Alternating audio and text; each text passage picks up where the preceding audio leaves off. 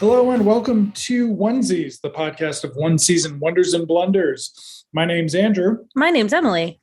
And this is our last episode of season 2, where we are discussing the final two asterisks episodes of Freaks and Geeks. They are Dead Dogs and Gym Teachers, followed by Noshing and Moshing. And now these did not air at the end of the series. They were supposed to air in between, but for some reason, they chose not to show them, which is a bad choice. Agreed. Depending, I guess, on what they wanted to do with the series. And so that's sort of disappointing. But anyway, let's get started. What are your three things about Dead Dogs? Boy. So I'm going to steal mine. So first I'm going to go Rich Little. Then I'm going to go the Bill scene. And then I'm going to go Lindsay and Kim. And then I drew a little heart. Okay. I am going to go. Okay. All right. I am going to go the hot chick from Fame. Where the hell did it go? Smack some respect into Bill Murray. Oh, yeah. Broken clocks right twice a day. And finally, you shouldn't use your real name writing that stuff. Okay. So Dead Dogs and Gym Teachers is a little backstory here. The episode I've been talking about from pretty much day one of recording this podcast, because it's got, in my opinion, the best comedic scene in all of television. Possibly even the best scene in any kind of television, like even dramatic scene, because I find it very dramatic personally. And it's what I think of when I think of Freaks and Geeks is this specific scene. So Dead Dogs and Gym Teachers, do you want to start? I think we start in the Weir kitchen. Yes. So the backdrop to this episode is that Lindsay wants to go see The Who. This figures into the Dead Dog storyline. Nice of them to split it like that for us. But Dad does not want her to go see The Who because they are a bunch of stoners or something. And so he's complaining about some popular music and everybody's acting like Dad's out of it, except Sam is sort of helping against Lindsay, which is pissing her off. And it's funny when he says, if I'm not allowed to see Kentucky Fried Movie ever, you're not allowed to go to the Who. I thought that was funny. So I don't know when Kentucky Fried Movie came out, but that sounds about right. Wasn't that directed by Manslaughter, John Landis?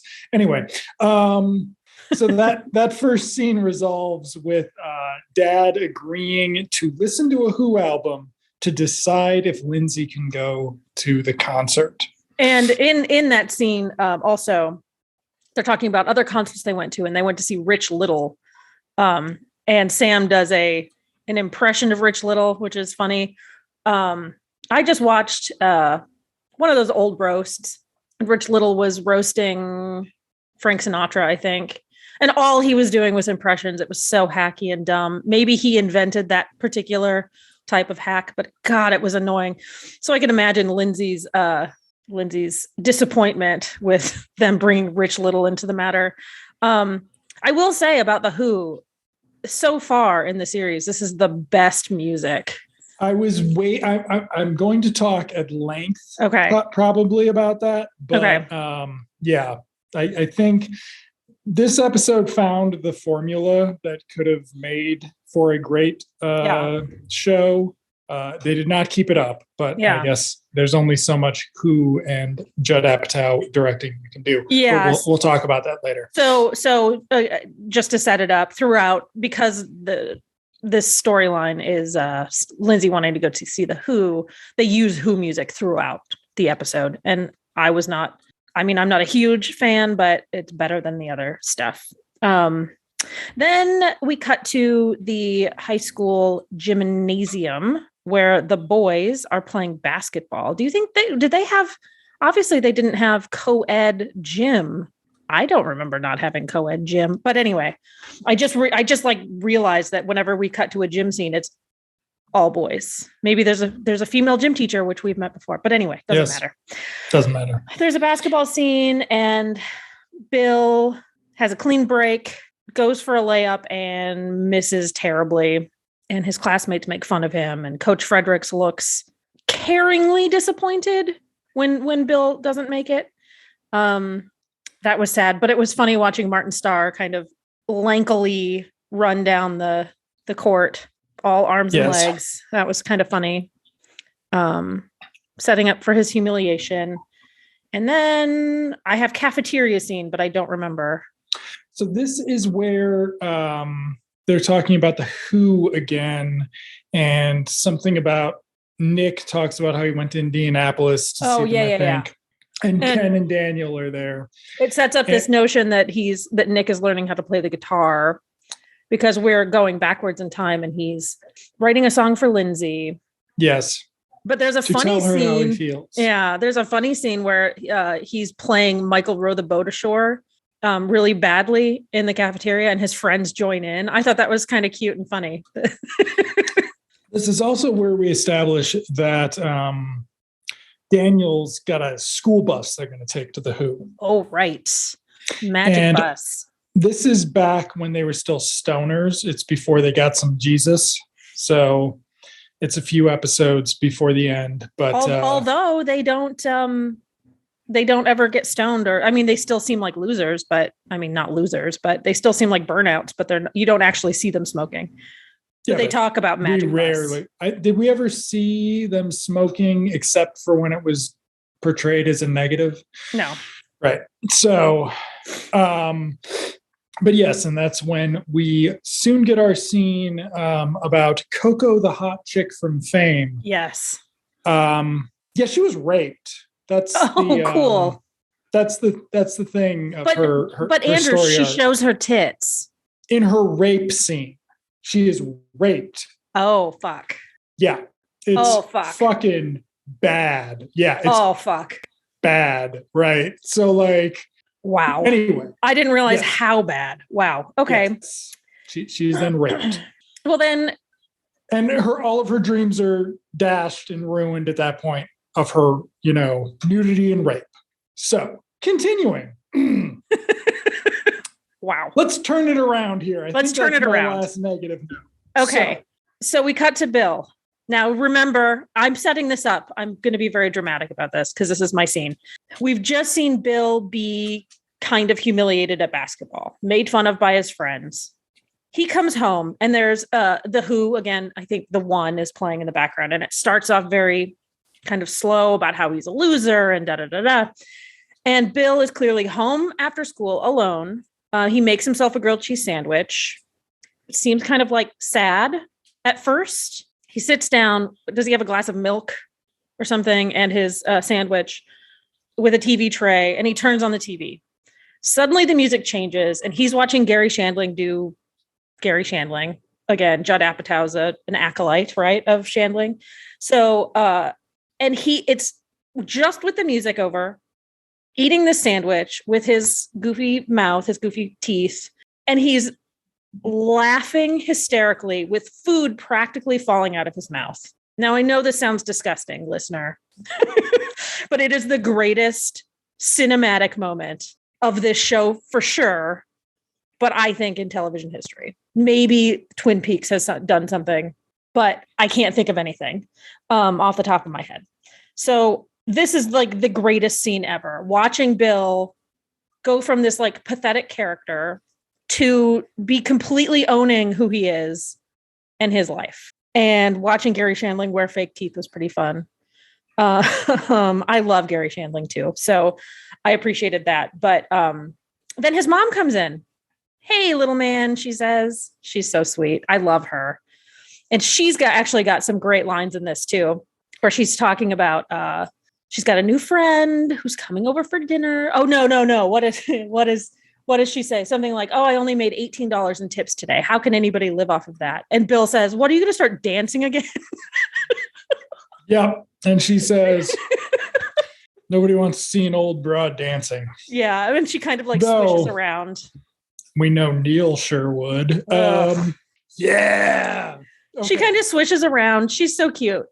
She's really great. She's so great. I love her. I've never seen her before in anything, and I love her.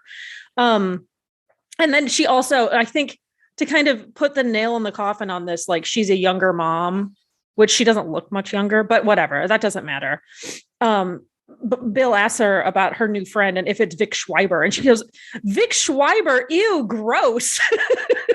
So funny and so cute.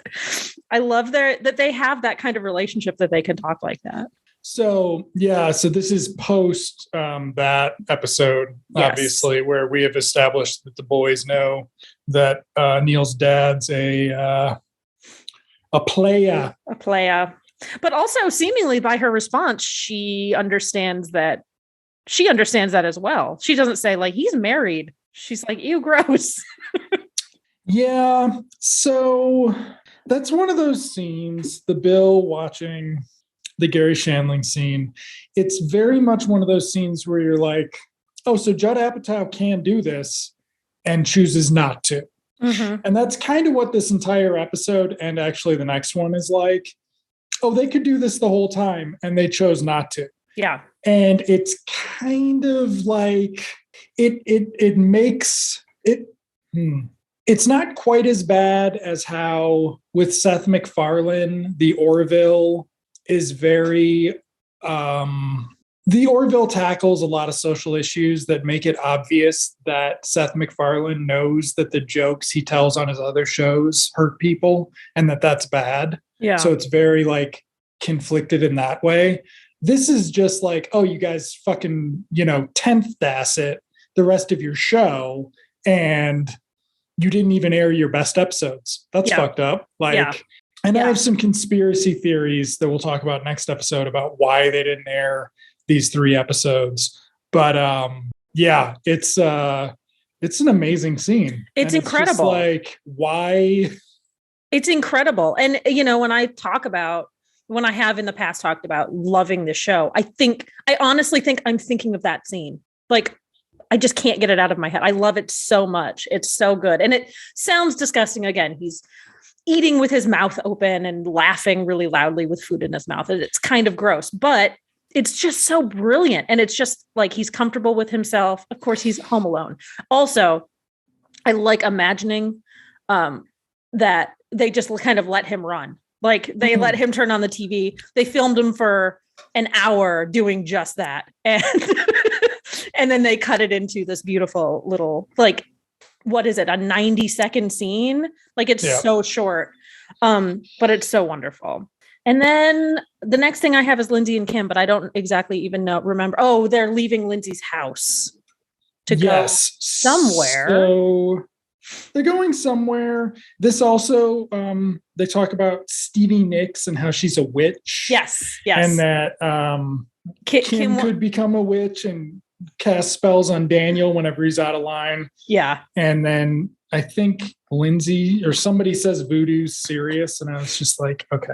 Yeah. But it leads up to this great thing where Busy Phillips or Kim says, I'm really serious. Like, like, I need to learn how to do magic. And it's so funny and so cute. The two of them together in that scene.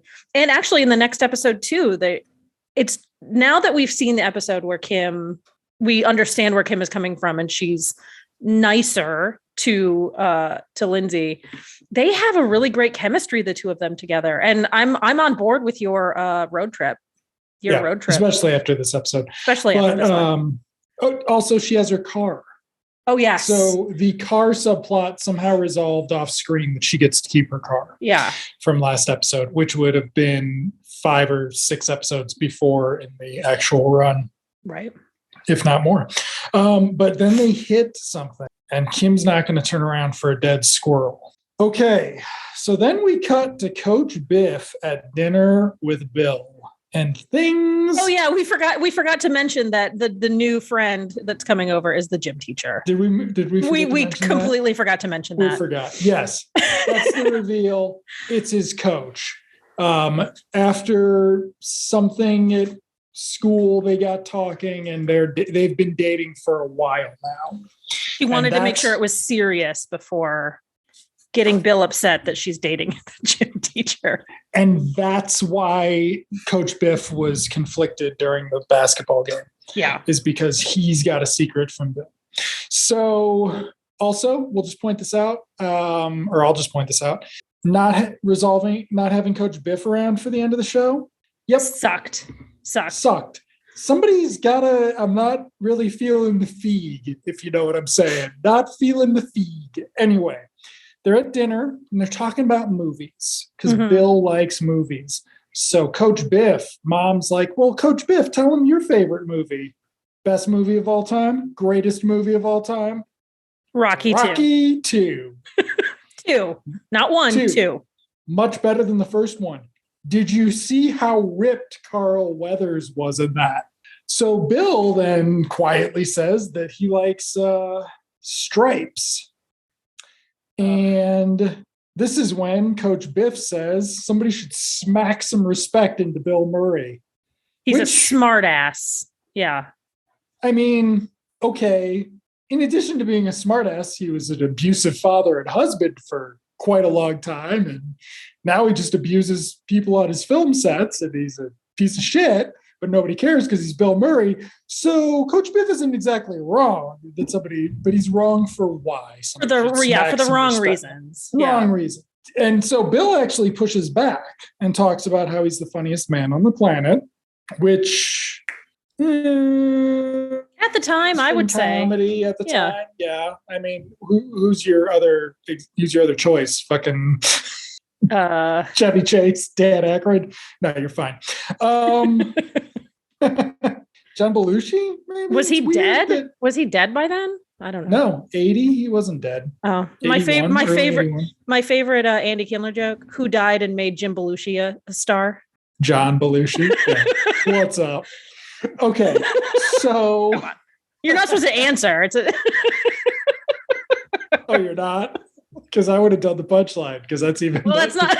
Because when people start giggling, they do like John died. That's who made it, and then everybody stops laughing. That's funny. You don't know what humor is. Apparently not. Would you like to see my ventriloquist dummy? It's a figure. Only a dummy calls it a dummy. Okay, so then they get into talking about football or basketball. Do they? Oh, yeah. About Bill joining the basketball team. Oh, if you just put your mind to it. Oh. Mom's encouraging that. And Coach Biff asks if he could use the restroom. No, Mom says, I'm going to go use the restroom. Oh, sorry. Yes, and then Bill says, we don't have a restroom. We have a toilet. And makes direct eye contact with Coach Frederick. It's so funny. So good. Okay. So next day at school, Lindsay and Kim see an upset Millie and they ask her what's wrong. And Millie says, Goliath's dead. To which Lindsay gets immediately upset and Kim is indifferent until it is explained that it is a dog who was run over on the street between their houses. So they didn't run over a squirrel. They ran over Millie's dog. And the realization on their faces when she says that, and they realize that they hit her dog is beautiful. It's beautiful. So, exquisite. Lindsay is being supportive and giving Millie a hug when she says it. And you see Lindsay's face change. And Busy is in the back with kind of a snooty look on her face. And her face expression changes even more. And it's like, oh my God, this is so good. These people are really good. Yep. Why would we air the episodes with the good acting? What the fuck? And the women having things to do. Well, besides talk about boys. Who knew? Yeah. Okay, so they freak out about it, and then they go talk to the freaks. And is it Ken who talks about how much dogs suck? Yes, it is Ken.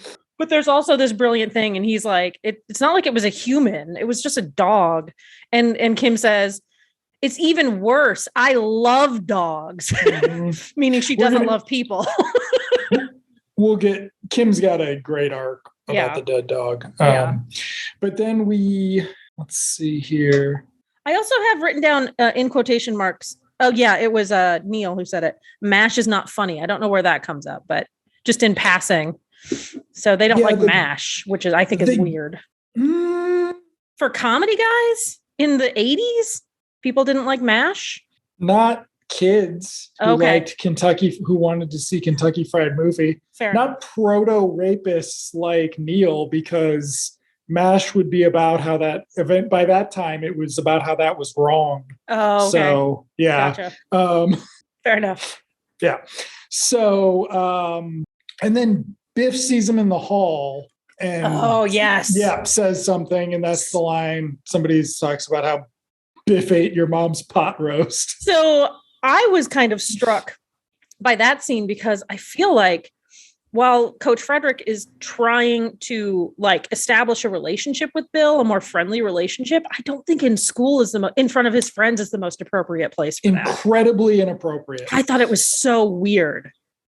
Incredibly inappropriate. But it moves the plot along, I guess. Yes. You know?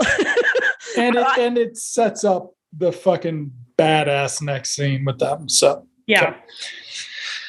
Okay, so then we get Millie and Kim in class, and this is the scene where Kim talks about how she had an epileptic dog and her parents put it down and she didn't get to say goodbye, so she knows what Millie's going through.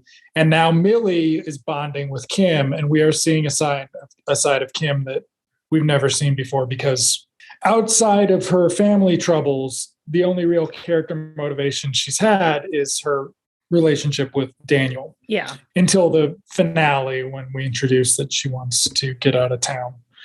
But so they have that scene, and Kim invites Millie somewhere, or Millie invites Kim somewhere. Millie invites Kim to the funeral. Is this the dog funeral? Yeah. Okay. So this is where Millie gets the dog invite, the funeral invite. But then we cut to gym class, where it's Sam and Neil. Oh, yeah. This is a good one, too. And they're talking about his mom and Coach Biff. And then Neil drops well, Bill's mom's hot. And Sam's like, ew, you fucking perv. Stop it. That's your friend's mom. And for some reason, Bill isn't sitting with them in gym class. He's sitting in the back with Gordon. Because it's not going to work otherwise. Okay. Yeah, fair enough. So what then happens is, because you got Alan in between them too. Yeah. Then you've got Coach Biff talking about how he's going to build up these young men. And it's very much like he's trying to bring out the athleticism in everyone, but Bill in particular. But he doesn't actually say Bill. He doesn't actually say Bill, but he's trying to involve Bill in being a jock. And this is actually what I thought your favorite scene was, because it was so funny. It is very funny. The other one is like, it's funny, but it's also just like a staggering work of, filmic genius, right? Yes. This is just pure fucking funny. Marge Star funny. Yeah. It's like, I can't run, Mr. Fredericks. I've got better things to do. I don't know. I want to pick my nose and eat it. That's a better thing to do. Go to the bathroom. Yeah. Like, I'm not going to do this. And Coach Biff tries to hold his ground. Like, no, I'm the teacher here. You're in my class. And I forget what Bill says. He's like, I'm not going to do it.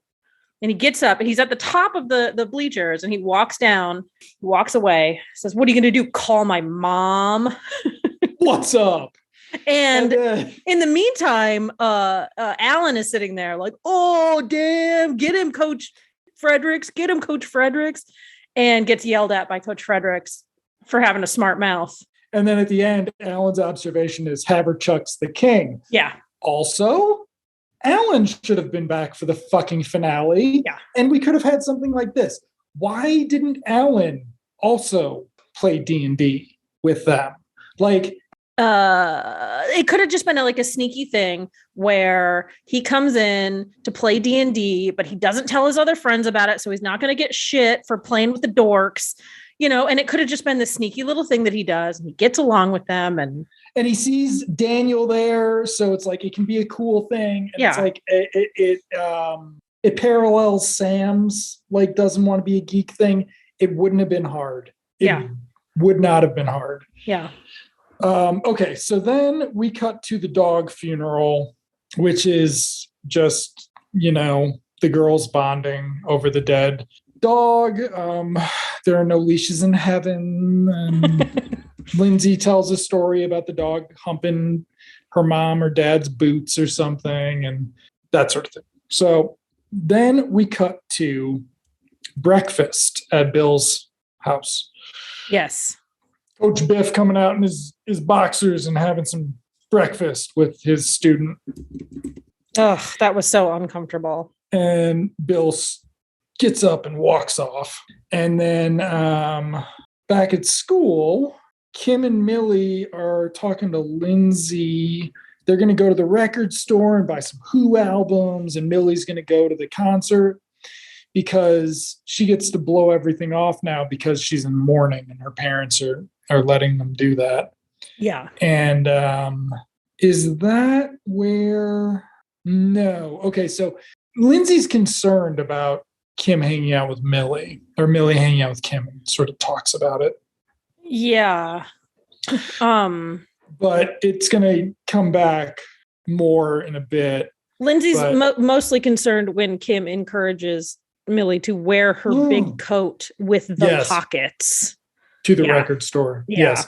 And so then we cut to the Weir parents listening to The Who, following up on that. It took them days.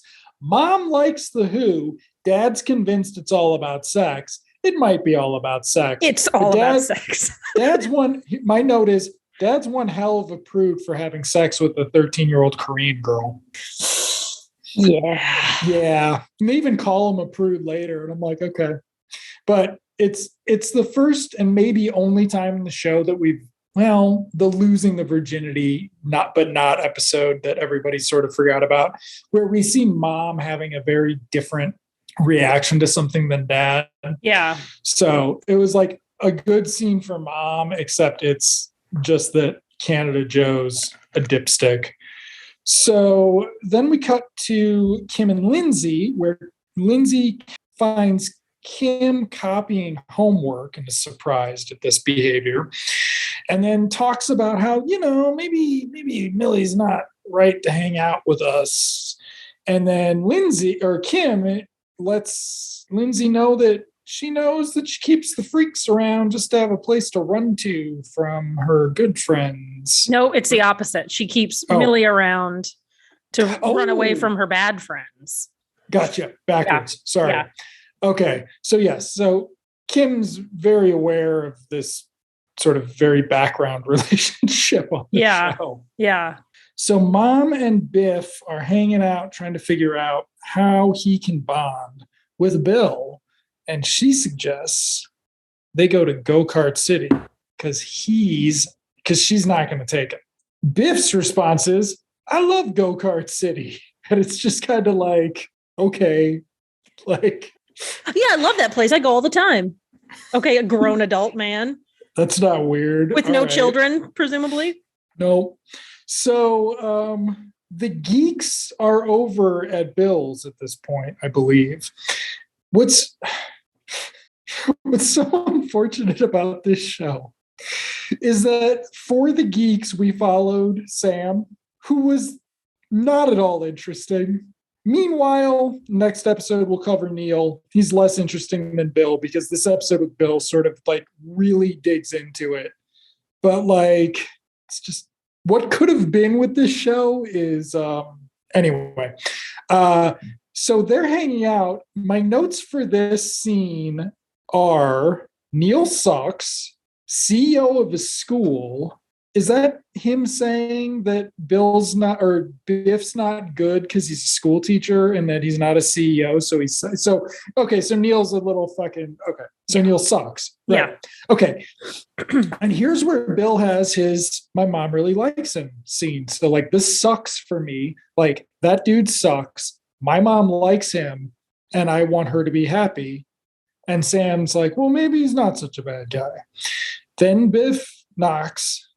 And he's like, hey, Bill, you want to go to Go-Kart City? And Bill's not, never should have just started calling him Biff. I know. That's you. That's on you. Oh. Frederick. Okay. Frederick. Or that's Ben. A lot. Or Ben. Who's Ben? Who's Ben? Okay. So Bill is not particularly impressed with the invite, but Neil accepts and says, we'd love to go. To which Biff is like, we? And so, yes, it's going to be the 4 men. So it's hard for me to know whether or not Neil is, well, I know why Neil is doing it. Neil's doing it, and he says so expressly because no one else is going to take us. Yeah. But it also could have been an attempt for Neil to sort of help Bill come to this acceptance. Like, this guy's going to be around. He's doing, I know you're giving me a weird look. It could have been an attempt for Neil to be a good friend, but it's not. It's Neil going, yeah, I want to go and nobody else is going to take us. So let's take advantage of this situation. Yes. Yeah. Sam could have been doing that. Not Neil. Sorry to ruin it for you. I know. Neil's going to be transactional his whole life. Okay. So then we get to the parents telling Lindsay she can't go because of the Who music. Mom's not like on board with Canada Joe's decision here, but she's not fighting back against it. But then Lindsay drops the bomb. Millie's going. I want to be there to make sure Millie's okay. Which is also a lie. She wants to go because she wants to go. Right. So that works. So mom takes that information and convinces Joe Flaherty that it's okay to let their daughter go because Lindsay's such a good girl taking care of her friends. And then we have the geeks get on the way to Go-Kart City. Coach Biff has gone out of his way to go buy them gag stuff from the joke store. Yeah. And Bill, Sam and Neil are thrilled-ish. Bill is not. You can't buy Bill with joke store plastic poo. Right. The thing that stood out for me, and it's actually the last note I have about this episode, but I still have a lot to say, is Neil gets some fake vomit. And he's like, oh, this is so cool. And kind of as an aside, he says, oh, this one looks like pizza. I don't think I have it yet. Like he collects joke vomit that looks like different foods. I thought that was really funny. I thought that was a funny little thing. And Sam is playing with his gag, which is like $1 on like a snap string. So you can give somebody $1 and when they go to grab it, you can pull it back. I thought that was really funny. And he keeps trying to play with it. And Bill's not interested. Is that called a Joe Biden? Okay. And you're leaving that in. Fucking asshole. Okay. Not you, Joe Biden. Anyway, so then we cut to one of those scenes that makes it seem like at least somebody understood Nick's point in this show. Nick is singing a song that he wrote for Lindsay to Ken. The song is called, or some referred to as Lady L and the Green Earth. That's not the title. I just wrote that down at some point. Lady L, I think. Lady L. And I tell you, like, I feel cringing inside just saying that. Lady L and the green army coat. So at this point in the so this is another fucking thing with the show. How did their writers' room, how dysfunctional was their writers' room? Did they not have a fucking whiteboard where they plotted out the 18 episodes or something? So at this point in the regular show, Nick and Lindsay have been broken up for 5 episodes or something, right? Like, yeah. If there was going to be a recurring plot about her pining for her, like they needed to be present, right? Yeah. So he is still pining for her and he has written her a song. Now, let's not forget, he wrote The Girl He Stalked a bunch of poems. Lindsay played a song for, so at this point he can now write her a song because Nick is the worst written character on this show, which is saying something. So it gets to the end of him singing to Ken. Seth Rogen is horrified. And he's like, man, he's like, was it good? And he's like, no, man, that was terrible. It's like, you shouldn't be using your real name writing that stuff. So I think it's the perfect use of Seth Rogen and his sort of super sarcastic humor. Like him being the one reacting to it rather than Daniel or anybody. It's like perfect. It's perfect. It's perfect. So, well, especially considering what we find out about Daniel next episode just makes Nick's friendship with him seem like Nick is kind of, what's that term? It's not trauma tourism, but he's sort of, there's an aspect to their friendship that isn't explored that makes Nick seem like he's exploiting Daniel. Yeah. Well, Ken also, we established, we didn't talk about it in the podcast, that his family's wealthy as well. He was raised by nannies and stuff. So there is sort of an odd thing. Yeah. Yeah. We'll get to that with the next one. But then we've got to go to Go-Kart City. Yes. So, okay. Go-Kart City is the 4 men doing their go-karting. Everybody's having a great time. But then Biff gets really competitive. That's a nice way of putting it. And he runs Bill off the track, to which the other two boys think is hilarious. And well, because he's spun out, and it's not like it's funny, like they're laughing at him. It's just like, whoa, that was so cool. Like, ugh. Bill does not think it is funny. No. Bill does not think winning is more important than feelings. Yeah. Because Bill is not a piece of shit. Yeah. So then we cut to the Who bus, where we finally meet Millie's mom, which I was impressed by.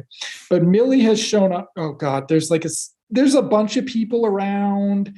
The guy who was selling drugs in the one episode. Yeah, and he thinks Millie's hot. Ugh. And Lindsay's grossed out.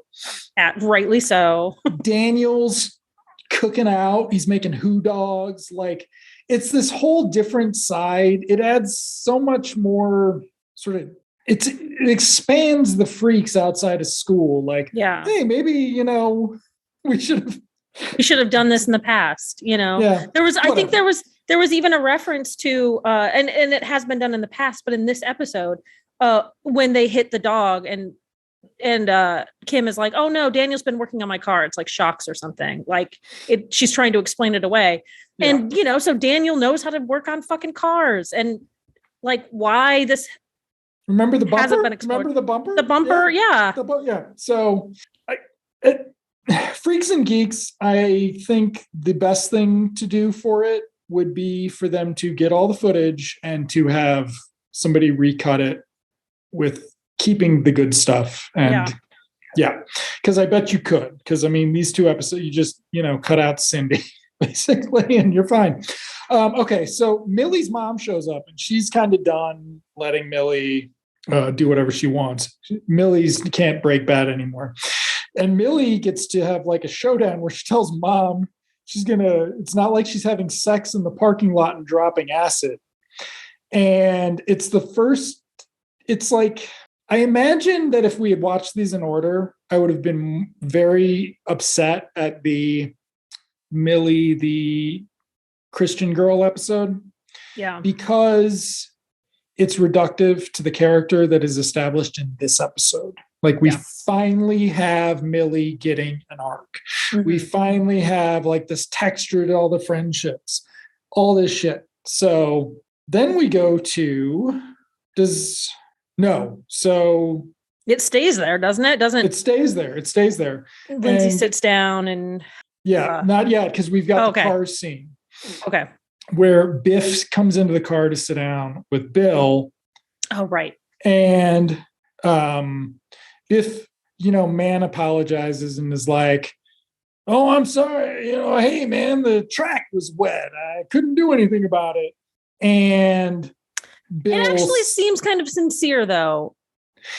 I feel like I read it differently. I read it like he was being competitive, but it was an accident. And that's how I read it. That might be how it was intended, but that's not reality. Like, I give people way too much credit. You stop giving white men credit. Okay. Sorry. Yeah, stop it. I'm so used to it. Been doing it my whole fucking life. And where did that get us? Yeah, not anywhere great. And then, but there's Therapy. At best. There's this great moment where Biff is like, dude, I really care about your mom. And I think he might even say, I love your mom. Yeah, he did. Which means he should have been in the fucking finale with the family going there. Okay. Yeah. Okay.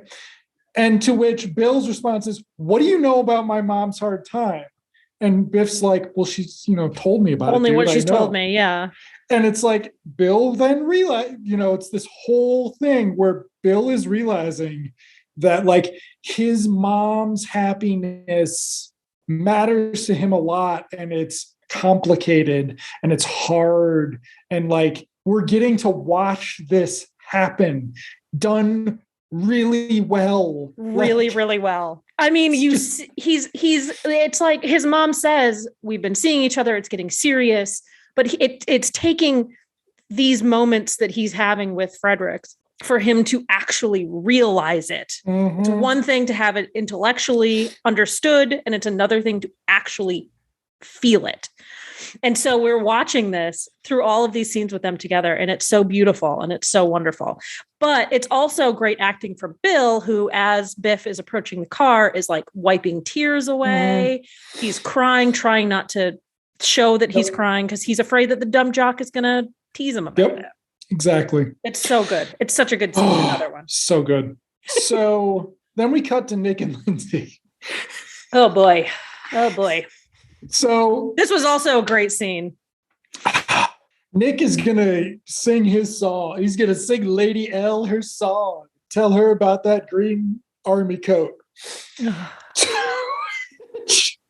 Okay, so the first scene, they make a joke about how the Who destroys their own guitars. Oh, yeah. Right? So in this scene, Ken grabs the guitar from Nick. And he's 4 chords in, and he just destroys this guitar. And he's like coming up with some conceit, like he's awkwardly holding the guitar over his head, like, hey, I'm Pete Townsend. And he smashes it and he steps on it. He crushes it. Like, he utterly destroys this guitar. If he could have ground it into powder, he would have. It's so funny.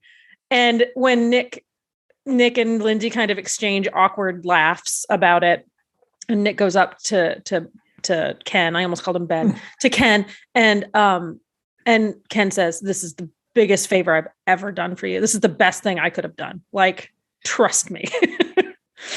Okay. So now Millie's ready to have a beer. And Lindsay's not happy about it. Kim is also not happy about it. And to stop Lindsay from to stop Millie from, going over to the dark side, she confesses. Yeah. And then Millie thinks it's a joke. Once Millie realizes it's not a joke, she asks, why you didn't tell me? To which Kim responds, we didn't know how to, thus revealing Lindsay knew about it. So then off Millie goes, and Lindsay follows her, and they don't go to the concert, but they hang out listening to Seals and Croft, and we missed what should have been a really good scene.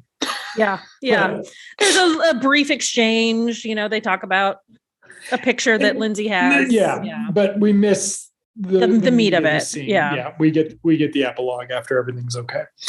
And then we cut to Bill. It's Friday night. We cut to Biff at his girlfriend's apartment because he's that guy. He's that guy. Of course he is. I thought it was weird. I was like, he's just showing up randomly. Now that Bill knows, he's just moving in.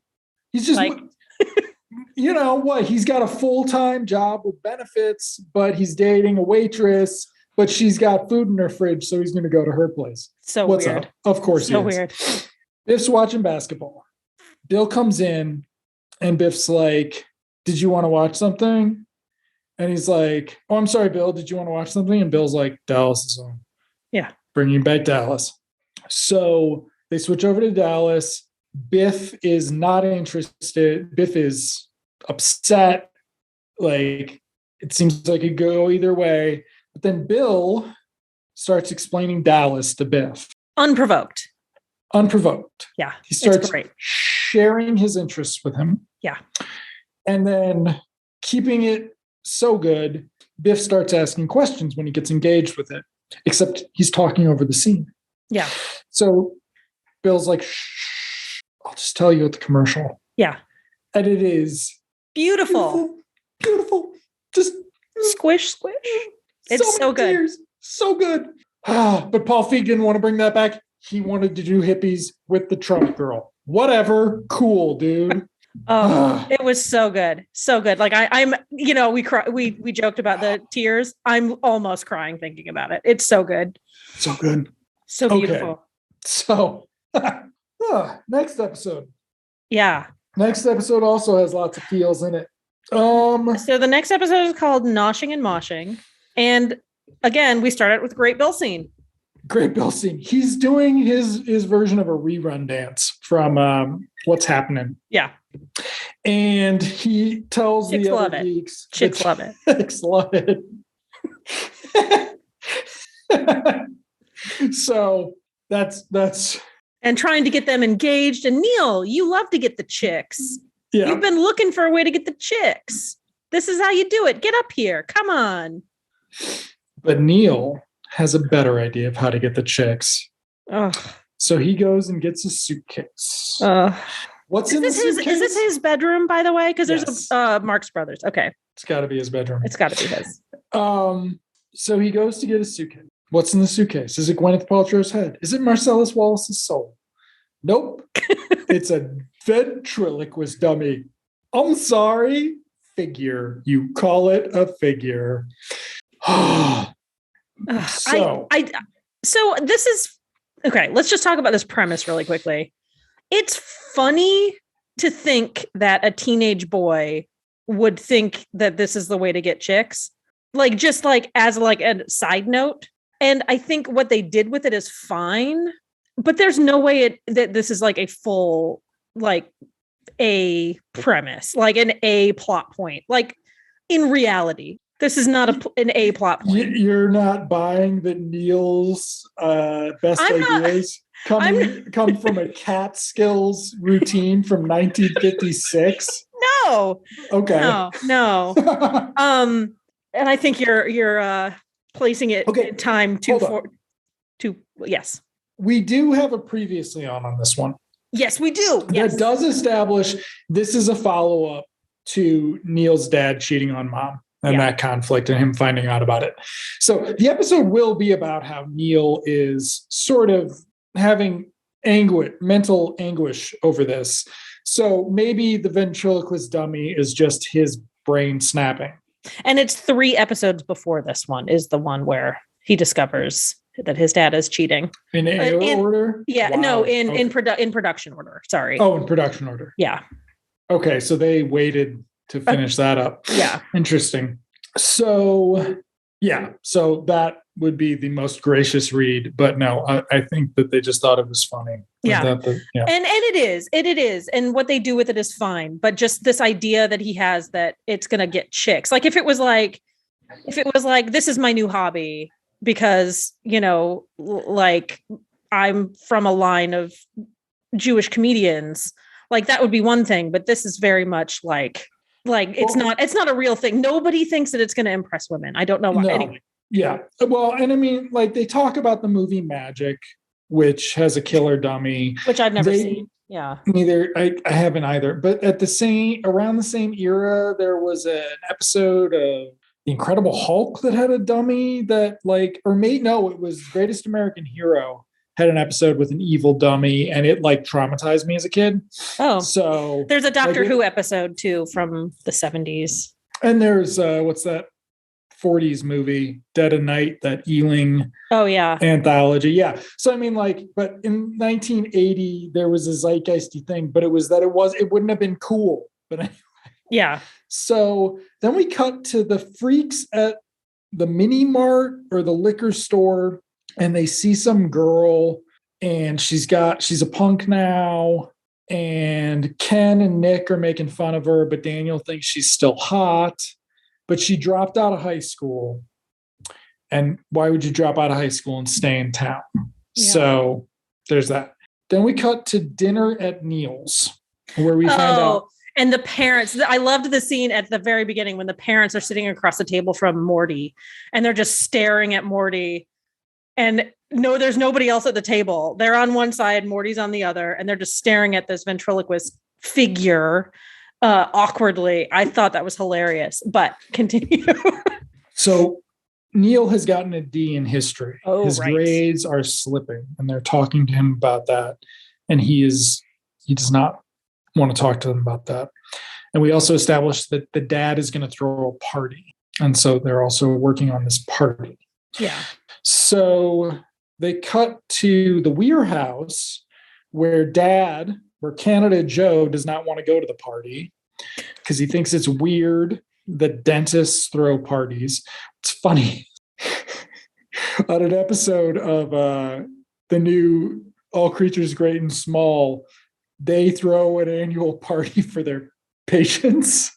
And somebody comments on, it's weird that you throw a party. And the guy's like, how else do you make sure they stay customers? Yeah. Okay. But as much as Canada Joe is not looking forward to going to this party, it is, I think, the best episode for the Weir parents.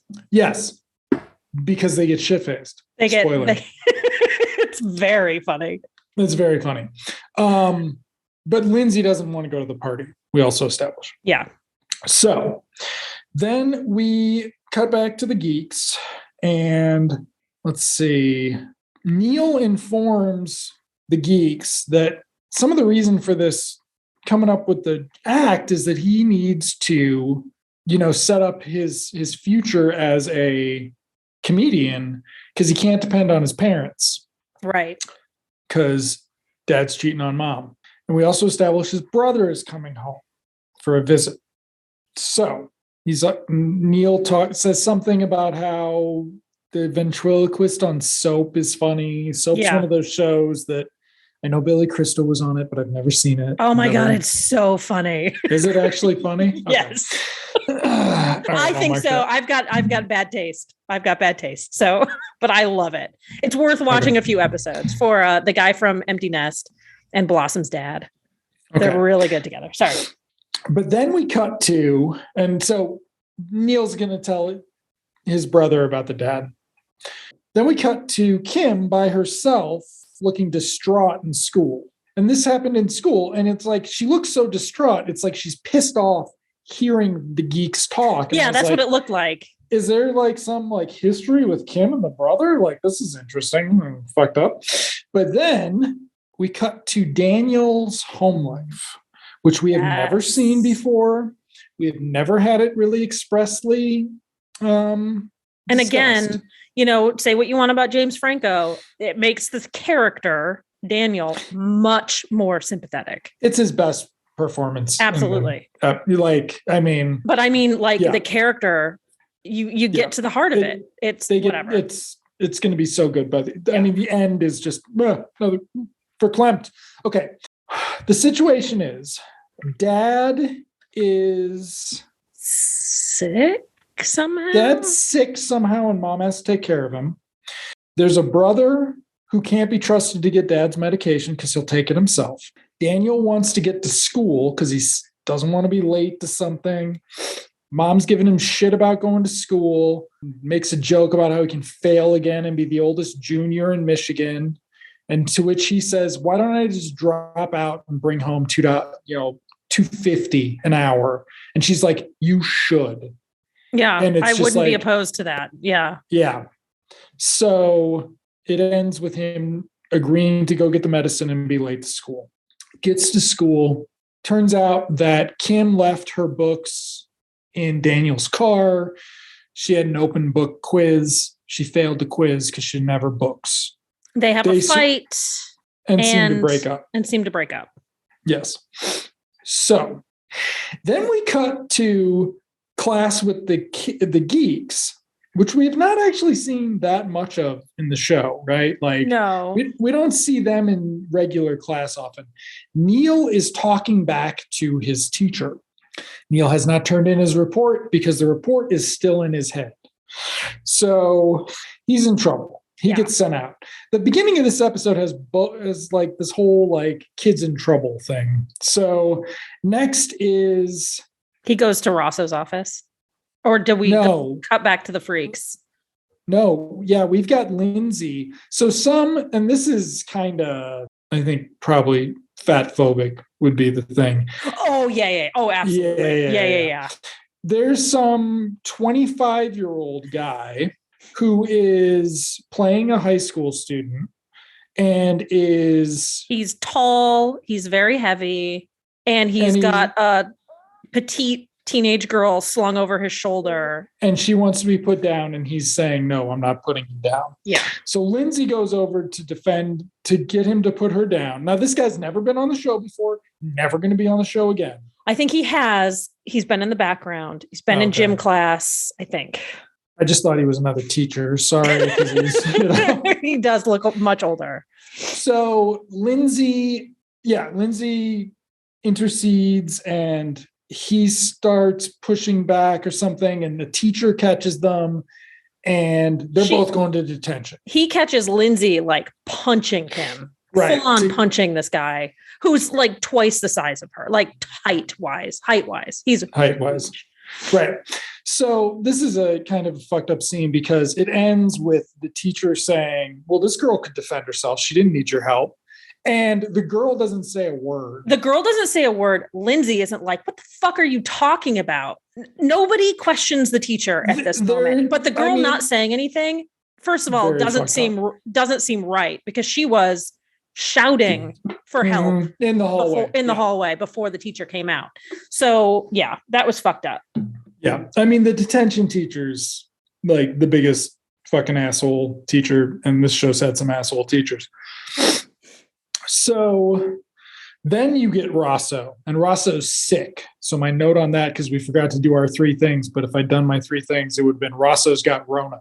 And I don't have 3 things. I just have Dave and a bunch of hearts around it, and my name with his last name. Okay. Okay, Emily Krumholtz. Anyway, stop blushing. It's weird. Okay, moving on. I'll turn my camera off. There we go. The ladies and the Krumholtz. Good grief. Okay. So they're having Rosso's talking with Neil, and Rosso's got a good line about how, like, look, man, kids have been lying to me since before you were born. I know something's going on.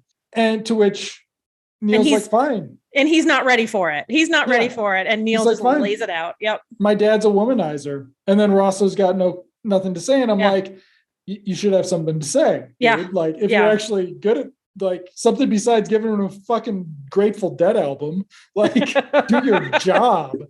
Okay.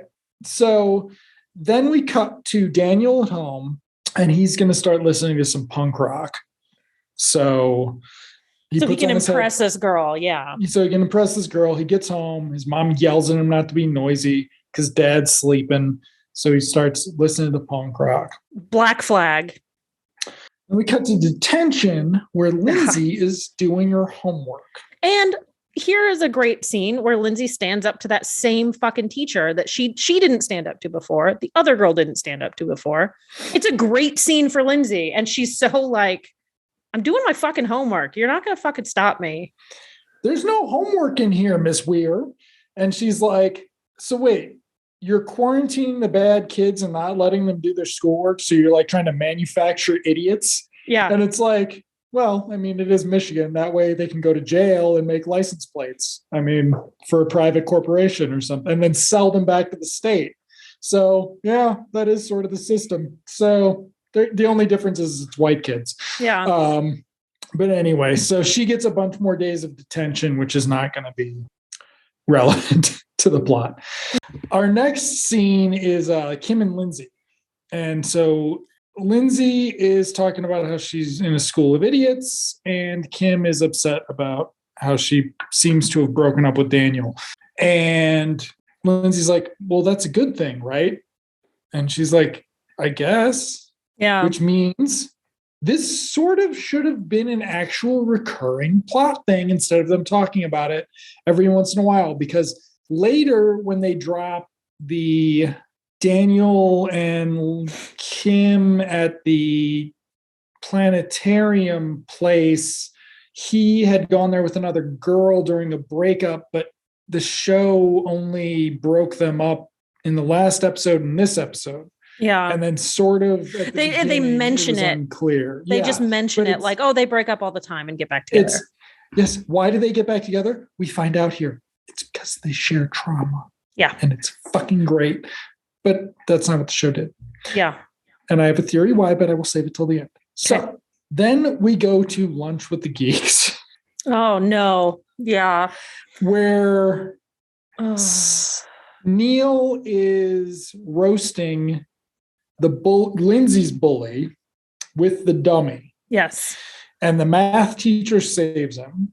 And everybody's laughing at them also. Like, yes, because Neil's got his dummy mortified. Everybody is mortified at them.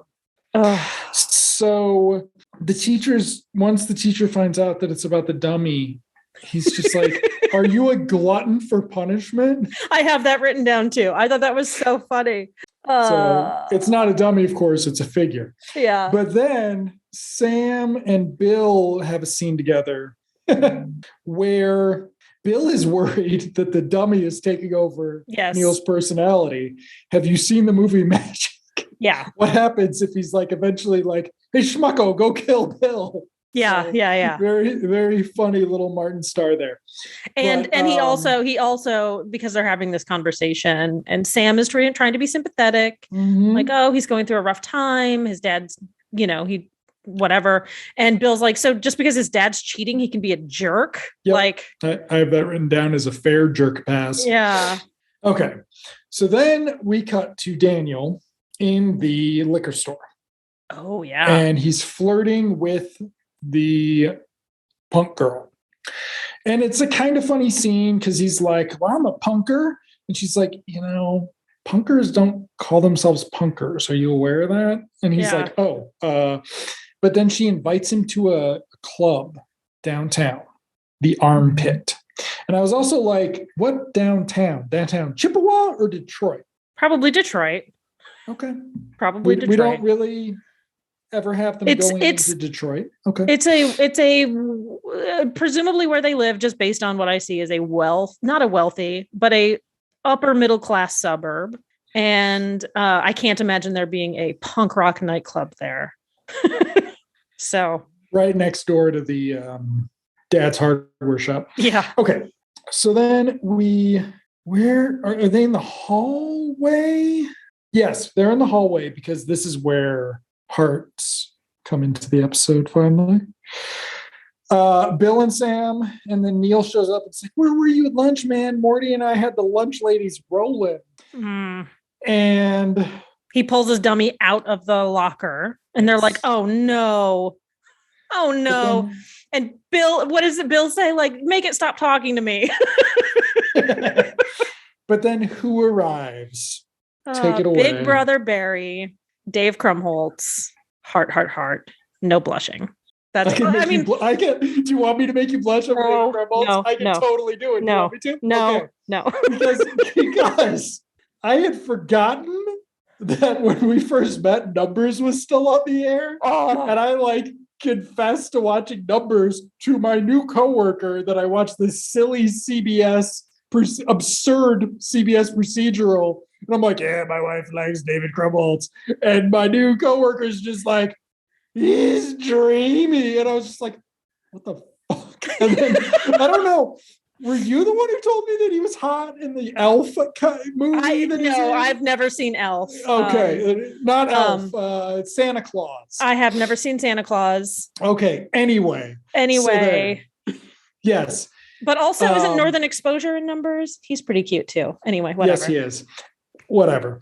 So I'm only watching shows with cute people in them now. So's Judd Hirsch. So what did he say? Yeah. Okay. But yes, so Barry, the brother, played by David Krumholtz, is visiting the school. As you do, a totally normal thing, which would probably be a felony now. And he is snuck into school and he's hanging out and he comes across Lindsay. They first establish when he sees Sam and Bill. He's being very charming. Very charming. You look great. Sam the stud. Yeah. Bill getting huge. But then he sees Lindsay and he's like, what is going on with these hot weirs? So and Neil, you got to hang out at the Weir house more often. So Lindsay is very impressed to see Barry as well. She's got the crummies too, or whatever they're called. And so, but then the math teacher's like, hey, stragglers, get to class. And Barry says, hey, shove it. Fat ass. I think he calls him a fat ass, which is great. So, except Barry has already graduated, so he can't do anything to him. Yeah. But then on his way, he tells Lindsay to make sure to come to that party. And teacher says, I hate it when they come back. Yeah. Okay. There's also, it's established he's in college. He's in college. Yes. He refuses to tell Lindsay how wonderful college is because it'll make her so jealous. That at this point or yes, later? I think it is at this point. Yeah. Okay.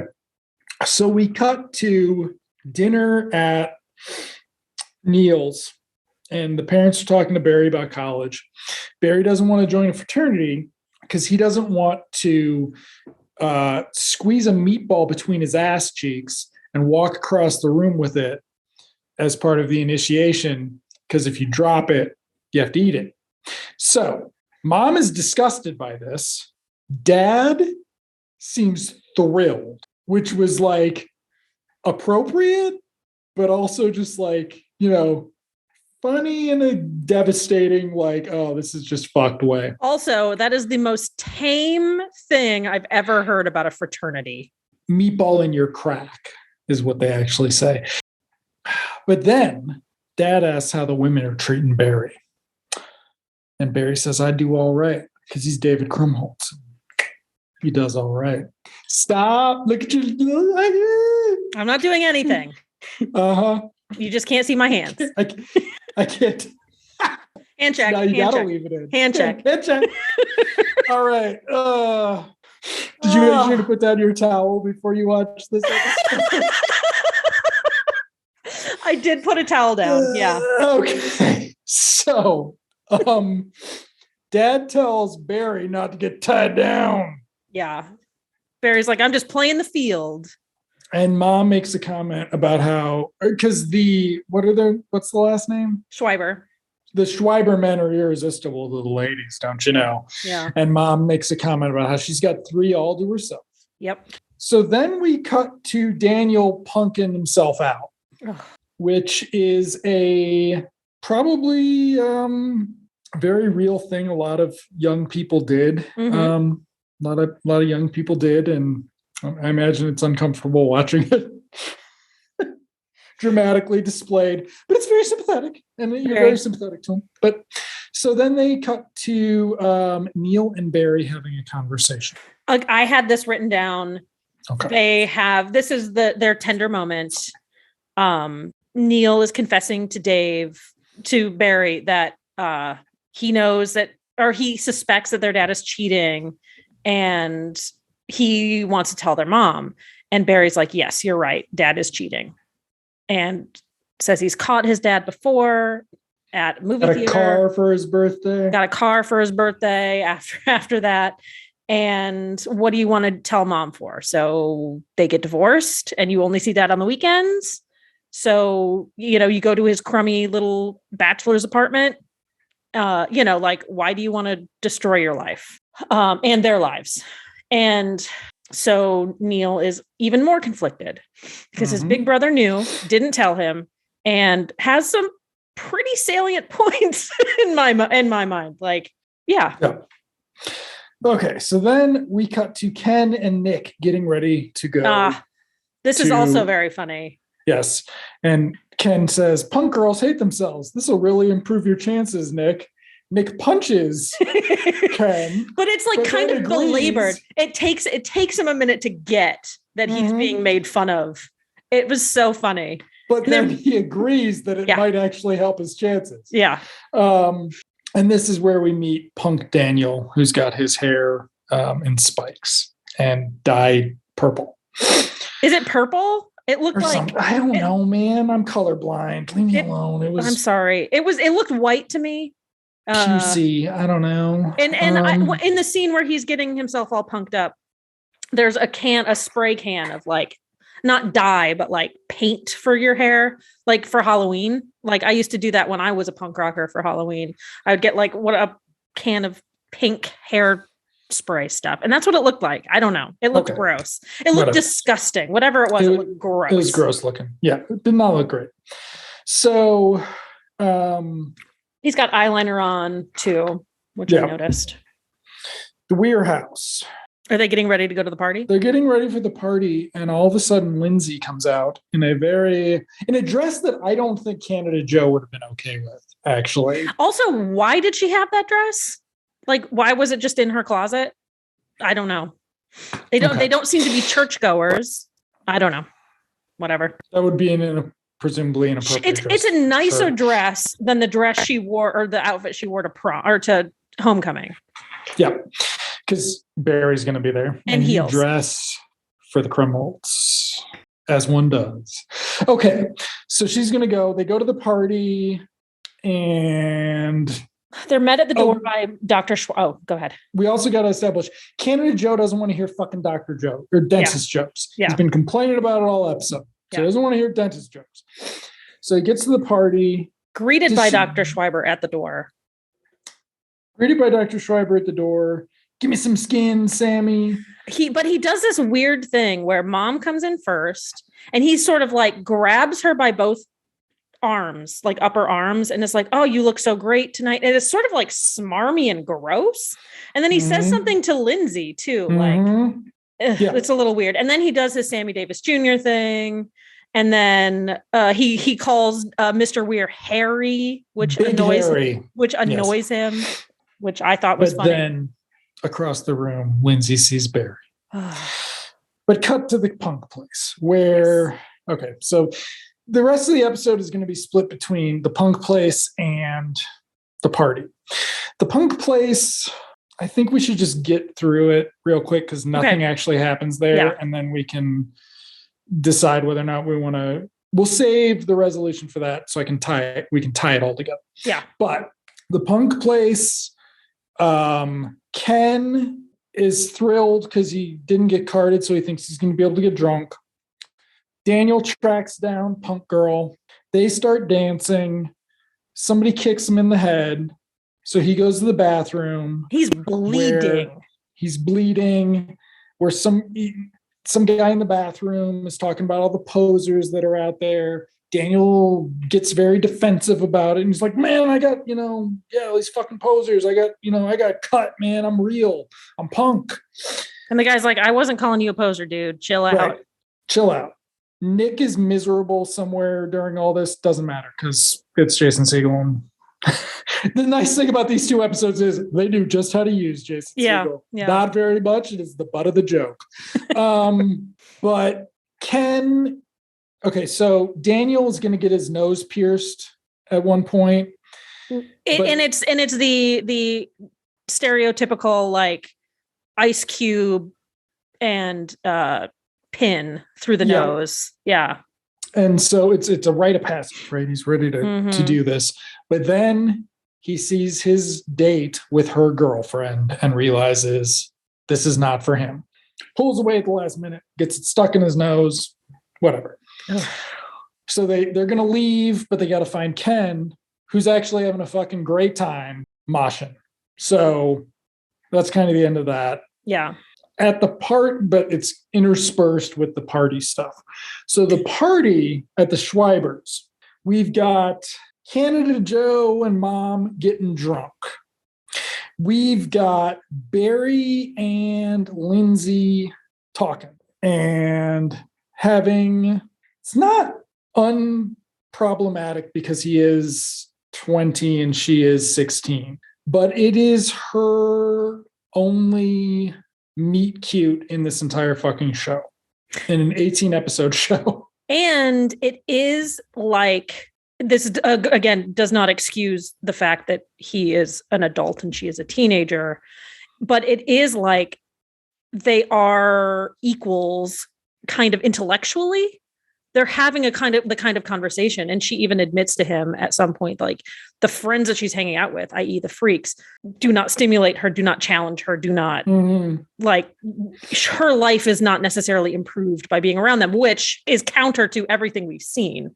I mean, she is experiencing a different side of life by hanging out with them, but it doesn't excuse the problematic element that he is an adult. No, if she were a senior, this would have been great, kind of. But it's like, it also is going to end, like, because this whole plot with her and him is about how once you get to college, you get to decide who you are for yourself. Yeah. Right. He's got this great line about, he's like, I didn't go to college and say I was some nerd who got beat up every day.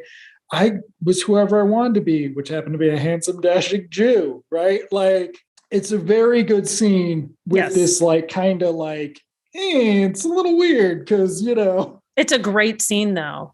They're not the same age. Yeah.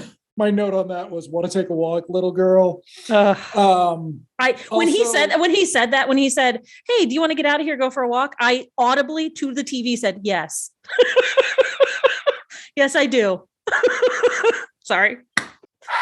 Calm down. I am. Relax.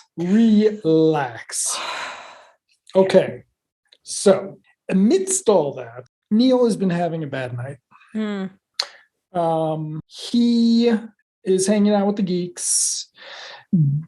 Bill's like, hey man, let's watch some Fantasy Island. That'll give us something else to do. Instead, Neil is watching his dad pretend to be a loving, husband. Caring husband. Yes. So Neil goes for a walk where he sees his brother kissing his dream girl. Now, we forgot that earlier in the episode, Neil says something to Lindsay that she's like, don't say that kind of thing to me. Like, very, like, he calls her my Lindsay or something. Yeah, or something like that. Yeah. And she's just like, ew, dude, stop that. Yeah. But he sees this and his response is, oh no. And unlike every other older brother and younger brother, the older brother, because it's a TV show, does not pursue the underage girl that he's got his arms around or whatever. Instead, he's very upset. He's very concerned that he upset his brother. Yeah. And realizing that this, you know, there's some repercussions to this there too. So Neil goes back home after seeing them kissing, and Dad ambushes him and says, dummy, man, put on a show. He says, it's a figure. It's a figure. And he's upset that his dad is being a phony. He's upset that he's just caught Barry kissing his dream girl. And now he's expected to give a performance with his figure. And Dad insists, gets the crowd involved, gets the partygoers involved. And Neil has no choice but to get out the dummy, whose name Morty, and put on a show. And if you're familiar with ventriloquism acts, a lot of it is insult comedy, generally between the figure and the human controlling the figure. It's a double act, but this dummy takes it all out on the crowd for the most part, and then turns his attention to Dr. Schreiber himself, calling him a bad dentist. He makes that RAPE joke about, you know, I'd never let him put me under because I'd come out with no wisdom teeth, but also no virginity. And that's when the kibosh is put on this little. This is after he has said, do you really need that dental surgery, or does your dentist just need to put an addition on his house? Yeah. So he's digging in on Dad hard. Canada Joe is drunk and loves all of this. This is, you know, this is his moment. This is the dentist jokes he wanted. So he comes into so Mr. Weir comes into the party, and he says to his wife, if I'm going to have to put up with dentist jokes all night, I'm going to need some anesthetic. And he does a little drinking motion with his hand. And from that point on, you never see him sober. Nope. He's a little disheveled. His hair's a little goofy, and he is laughing hysterically, even at the dentist jokes. And Mom's drunk too, and like, it's really good. So yes, Neil and his dad have a scene, make a scene, get your hands off me. And Neil storms out. Dad's confused, which is unbelievable at this point because dad knows that he lied, that he like manipulated Sam about witnessing this and etc. So like, and you know, like the teacher, like Rosso, even, you know, they should be able, but he is a dad in the 80s. They should be able to recognize the warning signs. His grades are slipping. He's acting out. He's getting in trouble at school. They should be able to recognize that something is happening to their son more than just hormones. Yes. Bill says to Sam, I told you that thing would take him over. Okay. Mom and Neil have a scene. Yeah. Very sweet scene where mom reveals she knows that dad is cheating on her. Which sort of echoes back a little bit to her first appearance where you seem to, my fear with that episode was it was going to be the mom who's having an affair because it was that kind of sort of shitty, that episode was kind of, you know, sexist in that kind of way. But it also echoes back that mom sort of is a little bit more cognizant of what's going on. And so, yes, they have this scene. The important thing is that we both love you very much and we have the rest of our lives to figure out our problems, but we just need to get you and your brother through right now. Yeah.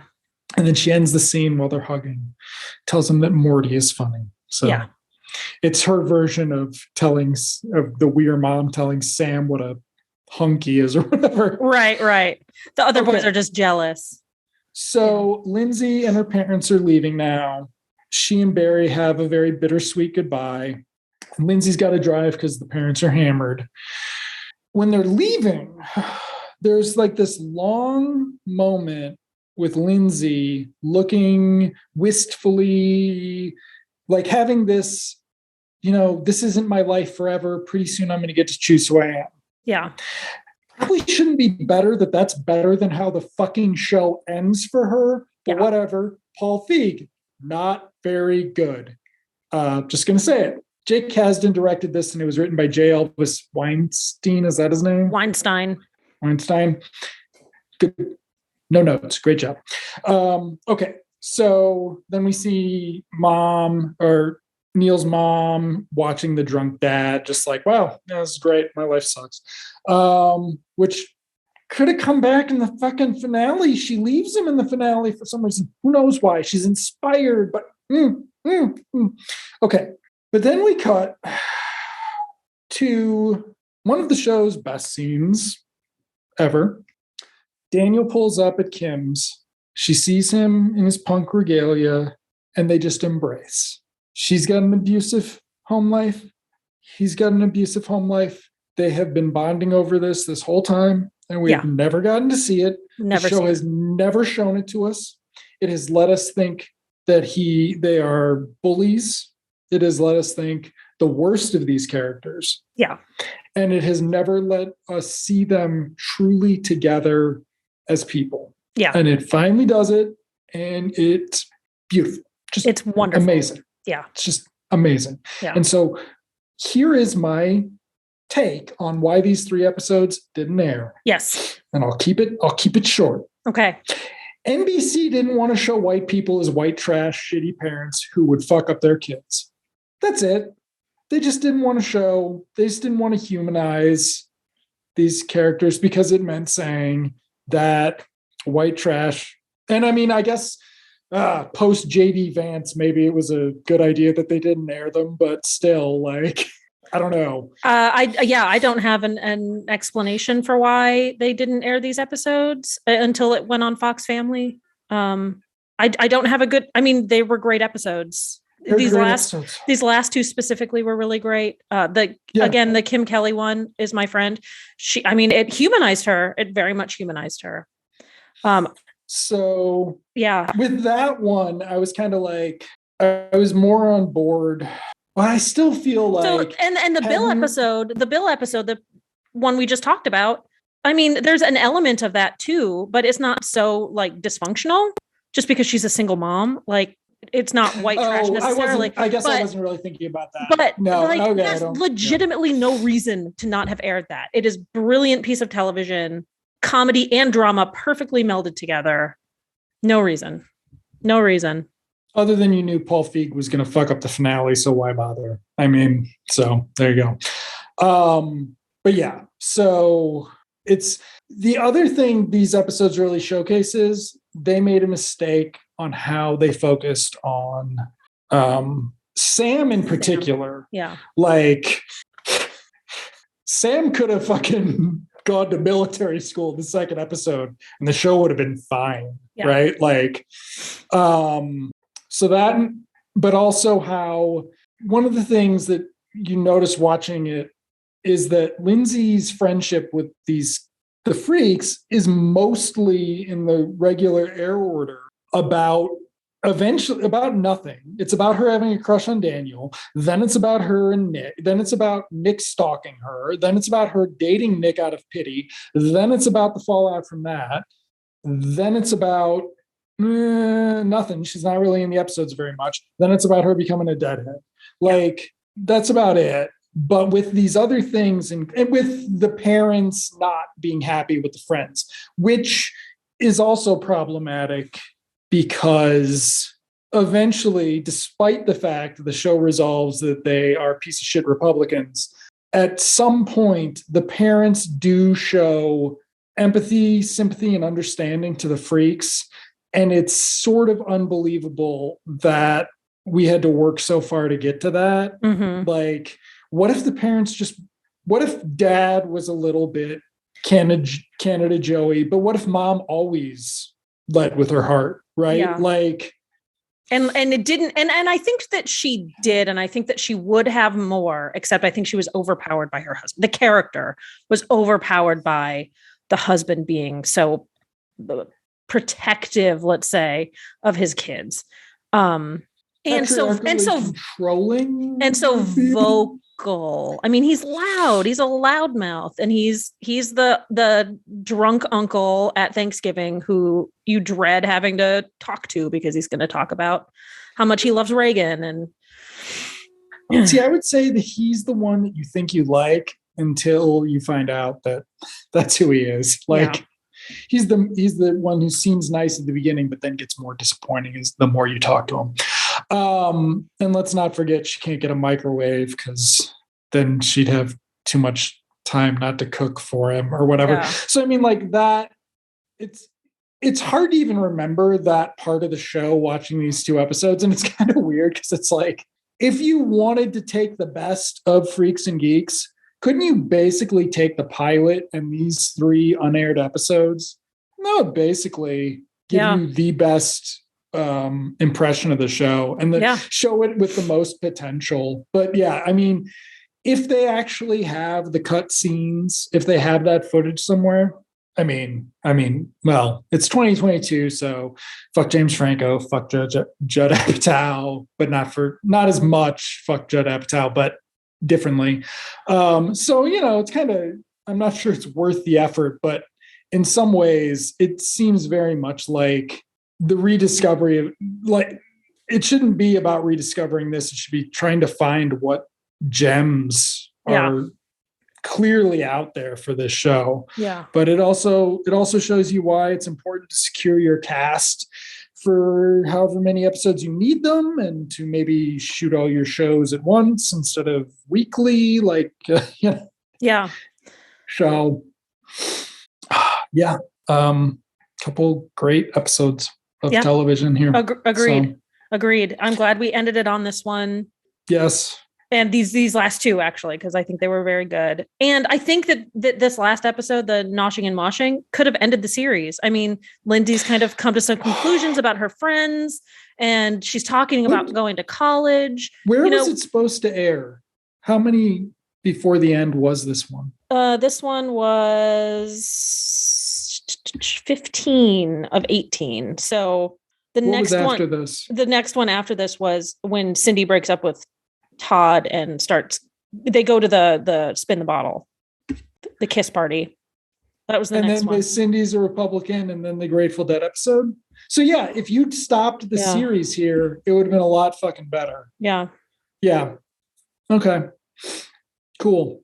Good to know. So if you watch Freaks and Geeks, watch it in production order and just stop after episode 15, and you will have a much better experience. Agreed. It was so good. These episodes were so good. My crush on Dave Krumholtz aside, just great writing. The music was much better. Again, I'm not a big 80s hardcore fan, but I'd rather listen to Black Flag than fucking Rush. Yes. And yes. The punking out was much better than Nick's disco thing. Yes, agreed. Especially since the disco thing was like not. Especially because the relationship, like he got into the disco thing because of Sarah, and that relationship was never explained. Right. It was never fleshed out. It was never, there was nothing. It was just nothing. It was nothing. But yeah, the Who thing with Judd Apatow directing, it's very much when that episode he directed with the Maureen's episode with the Rockets, and I said he was doing his Wes Anderson. Yeah. So Judd Apatow and Who playing Wes Anderson with Martin Starr. Give me a movie. Give me a movie tomorrow. I want it. I want Grown Up Bill. Yeah. Grown Up Bill, Dayton. Grown Up Bill, the fucking science teacher of Dayton, the jock's mom. Give me that fucking movie. It can be 2 hours and 40 minutes. Whatever, Judd Apatow. Leslie Mann, bring her back. Yeah. Don't care. Give me it all. Yeah. So I don't know. Yeah. Just great. Do we have an announcement for the next season? Oh my God. Do we have an announcement for the next season?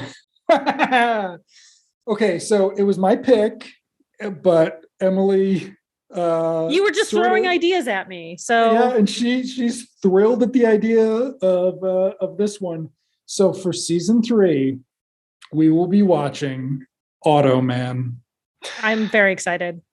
Superheroes are huge these days. Are not excited. You have no idea what you just got yourself into. Well, this is a show that I was 4 when I was watching it, and my parents are like, "That's too stupid for you to be watching. You're 4. It's going to break your brain." And watching just the opening credits and the 2-minute introduction to the series to let clue in the normies on the high concept, confirm this probably wouldn't break your brain if you watched all of it as a kid. I'm very excited. It's 12 episodes. 13 with the pilot. 13 with the pilot. Okay. So yes, we'll be back. Oh, it's a longer one though. It's 50 minutes. Okay, cool. Yes. Well, the pilot, we'll get to that next time. We'll get to that next time. Okay. Well, thank you for listening. Have a good night, everyone, I guess. Yes. Thank you for listening. Bye.